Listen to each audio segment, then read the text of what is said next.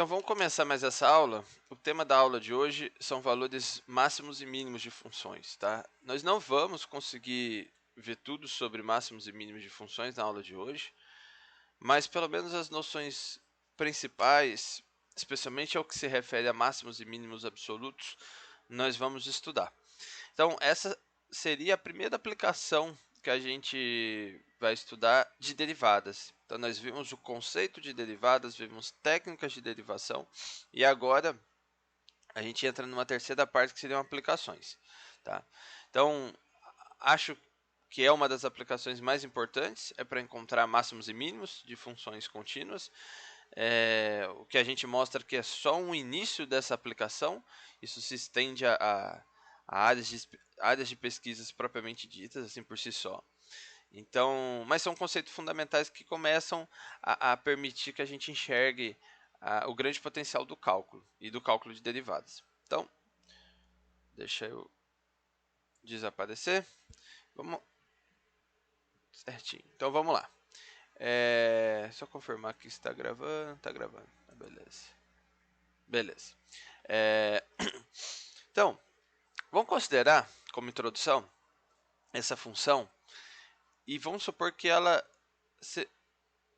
seja uma função que representa o lucro de uma empresa em função da quantidade de matéria-prima que ela adquire em um determinado período de tempo.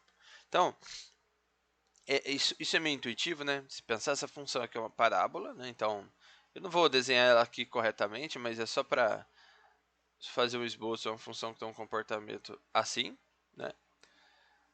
Não sei exatamente onde que ela está cortando aqui o eixo X, mas ela tem esse comportamento de parábola.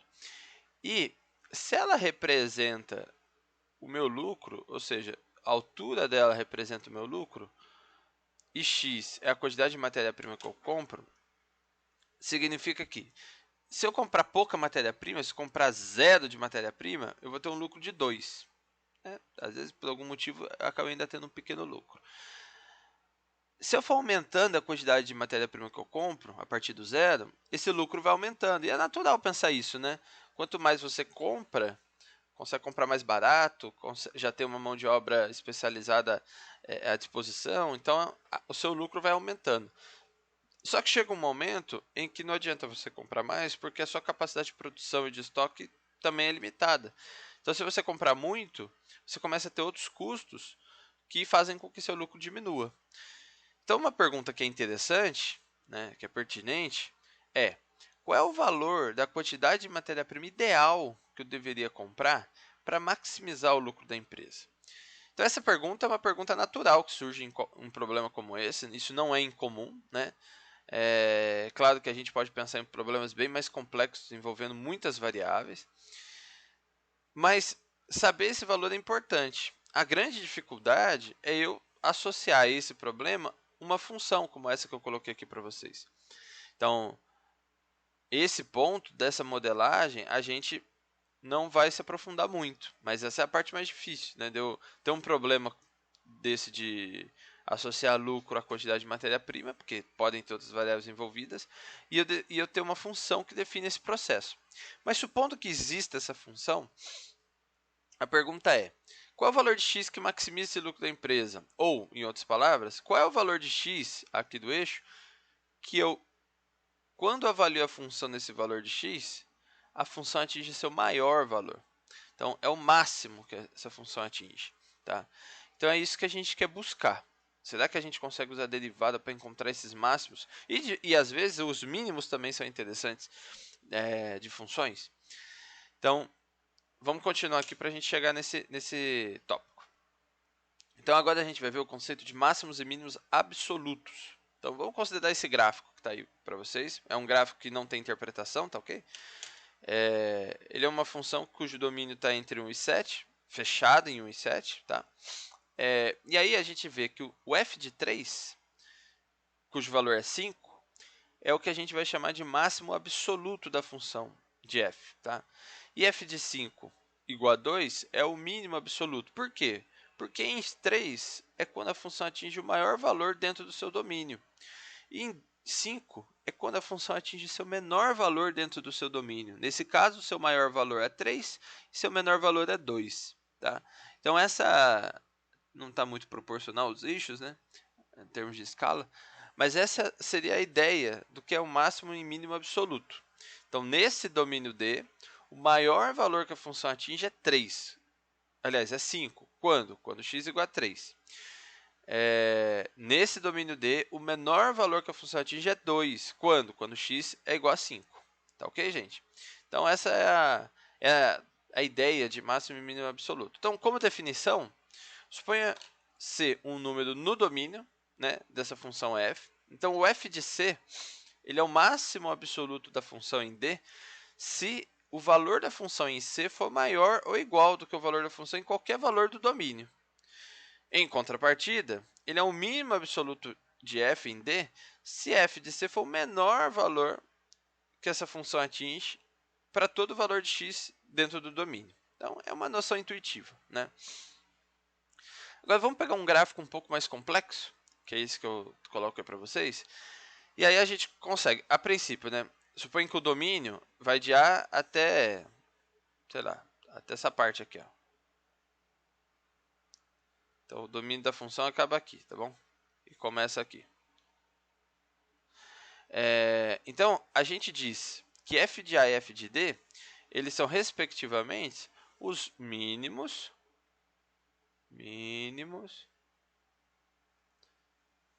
não vou pôr no plural, são mínimo e máximo.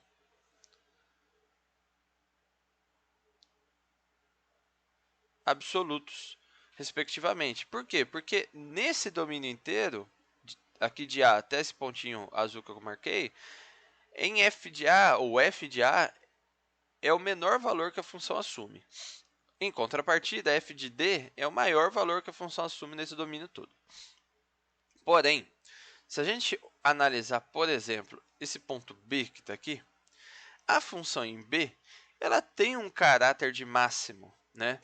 Ela não é o máximo absoluto, porque ela não é o maior valor que a função atinge, mas se eu tomar uma vizinhança em torno de B, um conjunto aqui em torno de B, o maior valor que a função atinge nesse conjunto é em B. Então ela tem esse pico, né? Quando isso acontece, a gente chama esse f de B de um máximo local. Então ele não é necessariamente um máximo absoluto, mas ele é um máximo local. É o maior valor que a função atinge numa vizinhança daquele ponto. Então, f de B é um máximo, não por definição, mas explicando, justificando, f de B é um máximo local, pois existe um intervalo x1, x2, que a gente está chamando de B, no qual B pertence a esse intervalo, está dentro desse intervalo, de modo que o f de B é maior ou igual a f de x para todo cada nesse domínio dB, né, nesse intervalo dB. Então, isso caracteriza o máximo local. Analogamente, o f de C e o f de E são também valores extremos caracterizados ou denominados como mínimos absolutos da função, porque nesse ponto existe um intervalo tal que a função atinge seu menor valor em f de C ou seu menor valor em f de E. Veja que nem f de C nem f de E são mínimos absolutos, eles são mínimos locais da função, tá bom? Então, beleza. Definição. Um número fc é um valor máximo local, então é o que a gente acabou de ver, de f, se f de C marca f de x quando x está próximo de C. Esse está próximo é um pouco subjetivo, mas significa existir uma vizinhança em torno, de modo que esse fenômeno aconteça. E ele é um mínimo local de f se o f de C é menor que o f de x quando x está próximo de C. Mesma ideia, o próximo quer dizer existe um domínio. Vamos pegar esse exemplo, um exemplo muito simples, mas dá para discutir bastante coisa, né?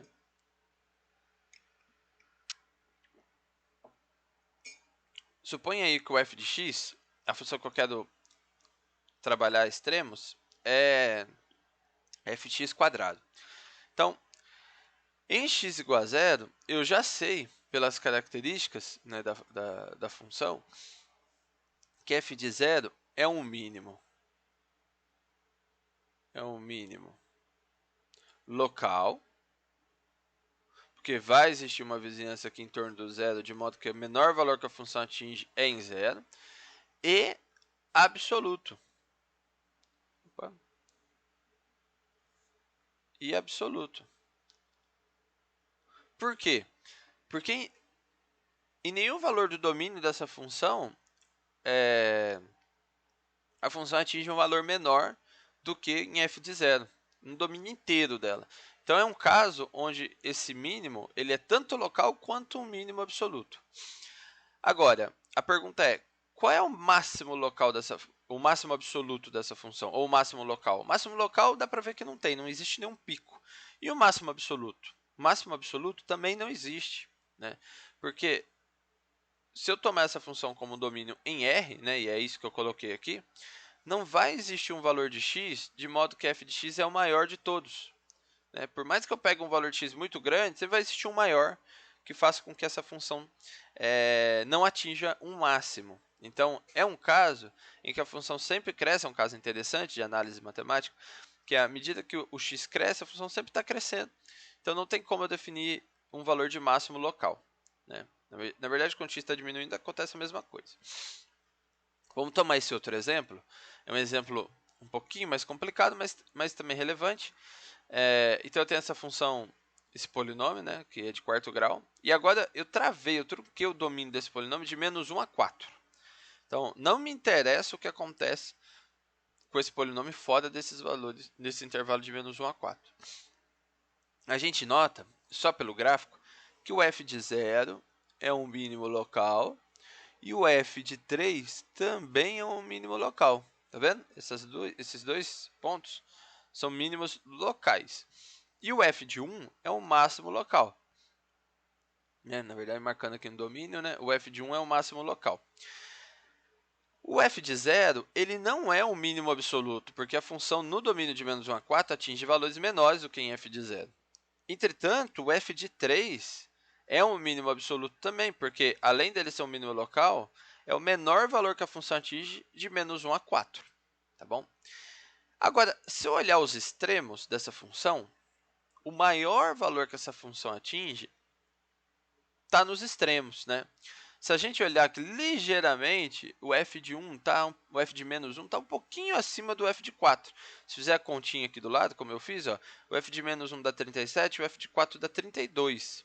Então, eu posso dizer que meu f de menos 1 ele é um máximo absoluto. Porque a função não atinge nenhum valor maior que 37 nesse domínio de menos 1 até 4.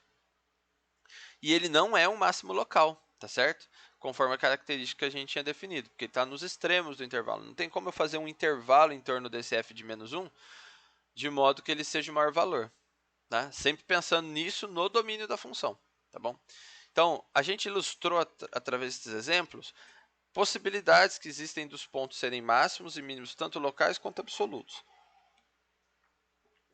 Agora a gente vai estudar alguns teoremas que tratam dessas características de máximos e mínimos absolutos. Então, o primeiro teorema ele é interessante, que chama Teorema do Valor Extremo. Se f for contínua em um intervalo fechado AB, então f assume um valor máximo absoluto f de c e um valor mínimo absoluto f de d em certos números c e d desse domínio. O que ele quer dizer é que se o domínio for um intervalo fechado, como é o caso ali do último exemplo que a gente fez, e a função for contínua, que também é o caso, então não tem jeito. Vai existir um máximo absoluto e vai existir um mínimo absoluto. Não vai ser igual, por exemplo, nesse caso, daqui do exemplo do x², em que não teve máximo absoluto. Né? Apesar da função ser contínua, o problema aqui é que o domínio não é um intervalo fechado. Nesse caso aqui, sempre vai existir tanto um valor de máximo quanto um valor de mínimo absoluto. E é isso que a gente pode analisar. Para a gente entender bem, né, parece um resultado meio óbvio, vamos tentar explorar um pouco o que acontece quando a gente não satisfaz algumas das hipóteses do teorema. Então, nesse primeiro caso, é quando eu satisfaço. O intervalo é fechado em AB e a função é contínua. Então, ela atinge um máximo absoluto e atinge um mínimo absoluto. Isso sempre vai acontecer. Ou vai acontecer num ponto de mínimo e máximo local, ou vai acontecer nos extremos da função, em um dos dois lugares que esse máximo e mínimo absoluto vai estar. Se a função não for contínua, que é o exemplo aí do meio, né, o gráfico do meio, nesse caso específico, eu até tenho como falar de mínimo absoluto, atingir em 2 pontos, mas o máximo absoluto eu não consigo falar. Ah, mas por que eu não consigo falar, né? Mas nesse ponto aqui, x, vamos supor que aqui é um x estrela, onde está acontecendo esse fenômeno aí do salto. Ela não atinge um máximo nessa função? Não.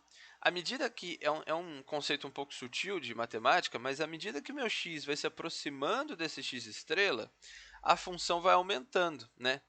Mas se eu tomar, então vamos supor que eu tome esse ponto aqui como sendo o meu valor de máximo. Vai sempre existir um x entre esse ponto que eu tomei e o x estrela, de modo que a função é maior. Por mais próximo de x estrela que eu tome, né? Como essa função eu estou no intervalo contínuo, por mais próximo que eu pegue um valor de x estrela, vai existir um cara ali intermediário que vai fazer com que a função seja maior. Então não tem como definir um máximo absoluto por conta dessa descontinuidade. E um fenômeno parecido acontece quando eu trato de funções cujo intervalo não é fechado, que é o caso aqui dessa daqui do lado, né? Então, se essa função não está no intervalo fechado, nesse exemplo específico, quando eu vou me aproximando de b, né, vamos supor que eu fale assim, não, meu máximo absoluto é aqui, ó. Aí você olha aqui a função, ok, mas existe um cara aqui entre b e esse cara que você falou, que ainda está no domínio, que a função ainda é maior. Ah, então vamos falar que ele é o máximo absoluto. Ah, mas existe ainda um entre ele e b, de modo que a função é maior. Ah, então vamos falar que ele é o máximo absoluto. Você vai poder fazer isso indefinidamente. Sempre vai existir um cara ali nesse valor intermediário que vai fazer com que a função atinja valores maiores. E, portanto, não tem como definir um máximo absoluto para esse caso de função. É análogo pensar no mínimo, tá? Eu falei de máximo, mas é análogo pensar nessa situação no mínimo. Por isso que essas hipóteses são importantes para que garanta a existência do máximo e mínimo absoluto da função. Aí vem um teorema de Fermat, que é um teorema muito importante, e ele, de certa forma, é um pouco confuso, tá?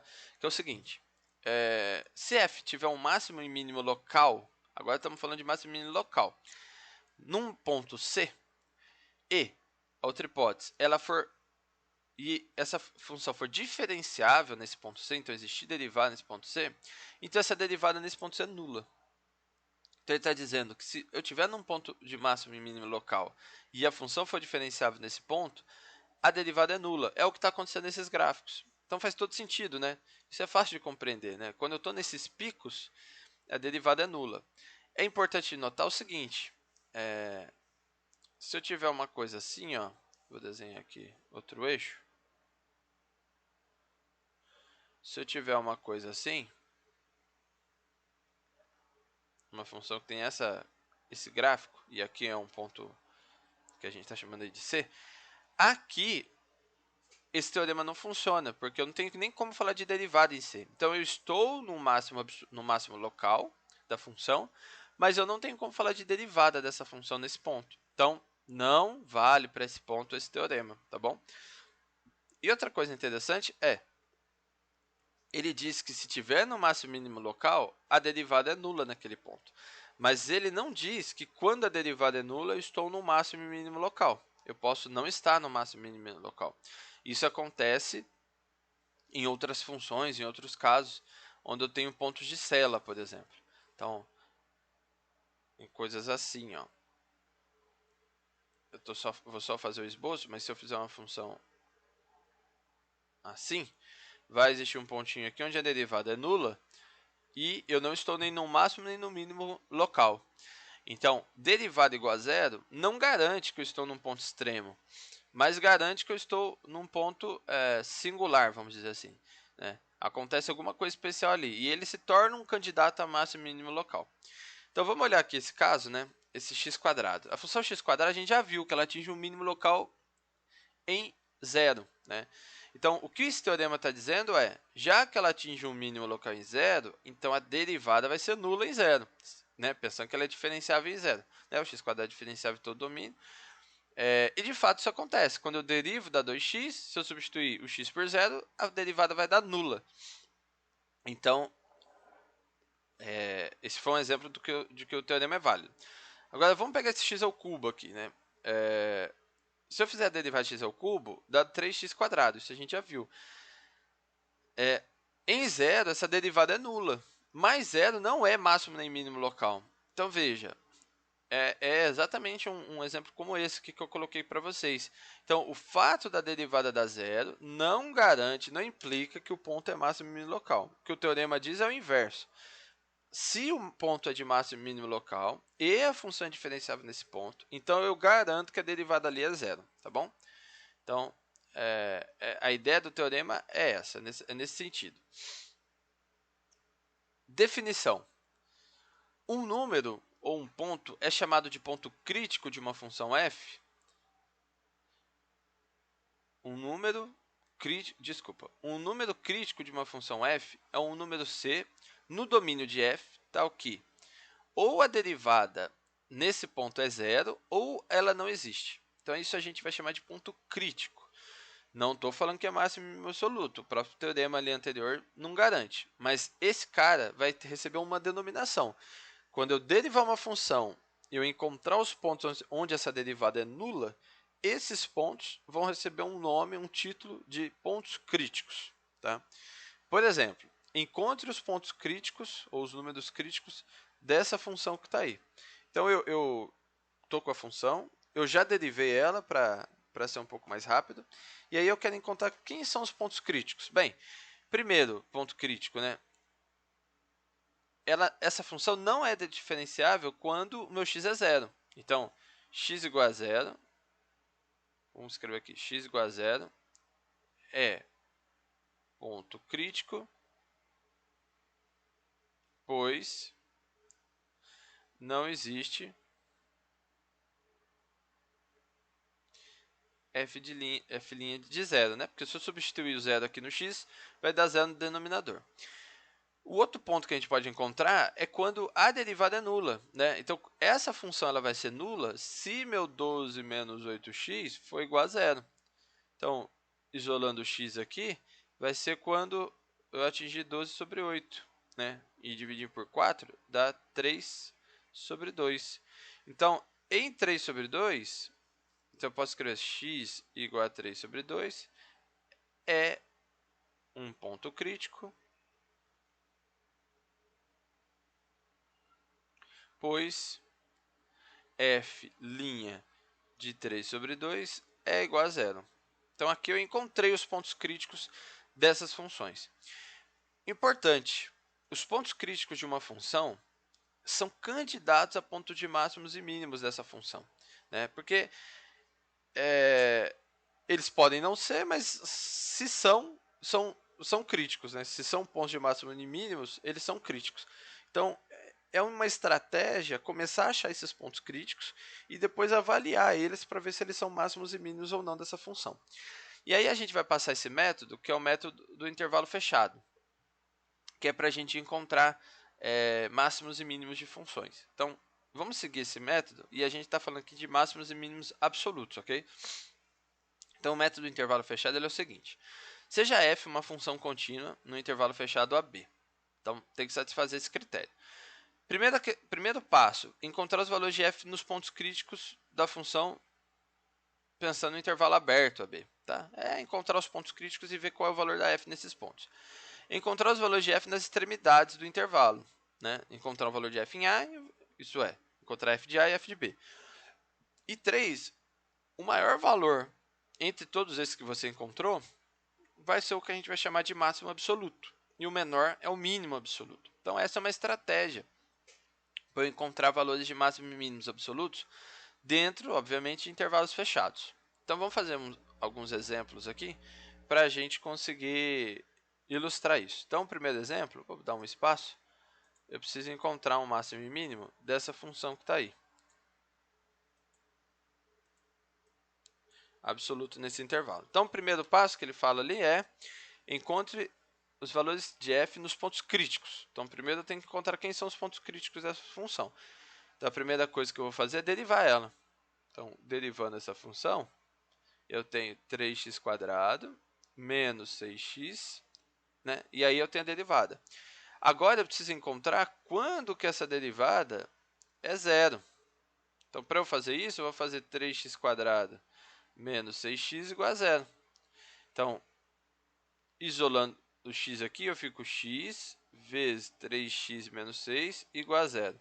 Então, daqui eu tenho que x igual a zero, é um valor que zera essa equação, né, que satisfaz essa equação, e x igual a 2, é outro valor que satisfaz essa equação. Esses dois valores estão nesse domínio da função, tá certo? Então, são valores que para mim interessam como ponto crítico, tá? Então, quanto vale a função nesses dois valores? O meu f de zero, então, só para lembrar, esse aqui é o primeiro passo que eu estou fazendo, tá?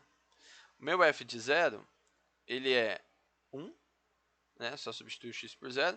E meu f de 2, ele é 8 menos 4 vezes 3, 12, mais 1. Então, isso dá 9, dá menos 3. Então, f de 2 é igual a menos 3. Então, o primeiro passo eu fiz. Eu avaliei, eu vi quanto vale a função nos pontos críticos dessa função. Nem sempre esses pontos críticos vão ser fáceis de serem encontrados, porque eu posso cair aqui numa equação difícil de resolver, né? Então, tem essa observação. O segundo passo é avaliar a função nos extremos. Então, quanto vale essa função em menos meio e quanto vale essa função em 4? Em menos meio, dá menos meio ao cubo, menos 3 vezes menos meio ao quadrado, mais 1. Isso vai dar menos 1 oitavo, menos 3 sobre 4, mais 1. Então, isso é igual, divide por 8, dá menos 1, menos 6, mais 8. Então, isso dá 1 oitavo. Tá bom? E quanto vale a f em 4? Vai ser 4 ao cubo, menos 3 vezes 4 ao quadrado, mais 1. 4 ao cubo é 64, menos 16 vezes 3 é 48. Certo isso? 48. E mais 1. Igual. 48 menos 64 vai ser 16, mais 1, 17. Então, 17 é o valor da minha função nesses pontos. E agora, eu vou analisar, né? Vamos olhar para os 4 pontos que eu achei e ver qual que é o maior deles, né? Então, desses 4 pontos, um deu 17, vamos marcar aqui, né? Vamos destacar. Um deu 1, o outro deu menos 3, o outro deu 1 oitavo e o outro deu 17. O maior desses valores é o 17. Então, f de 4 é máximo absoluto. O menor desses valores foi o f de 2.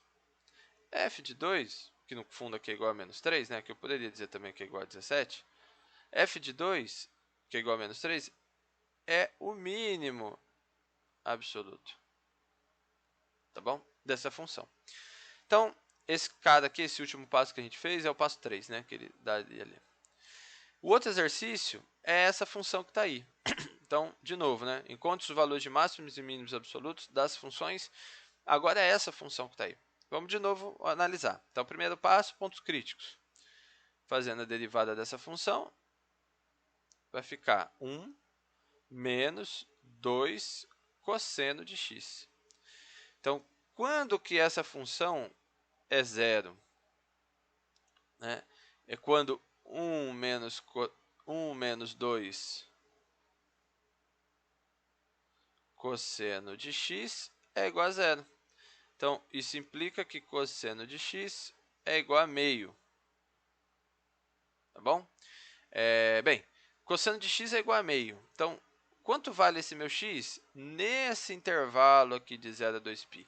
Quais são os valores de 0 a 2π de arcos que fazem com que o cosseno seja meio? Um deles é o π sobre 6. Desculpa, é o π sobre 3, que é os 60 graus. Né? Então, isso é verdadeiro, essa equação é verdadeira, se meu x for igual a π sobre 3, ou se meu x for igual, deixa eu fazer aqui umas continhas, a 5π sobre 3. Né? Pensando aqui no ciclo trigonométrico,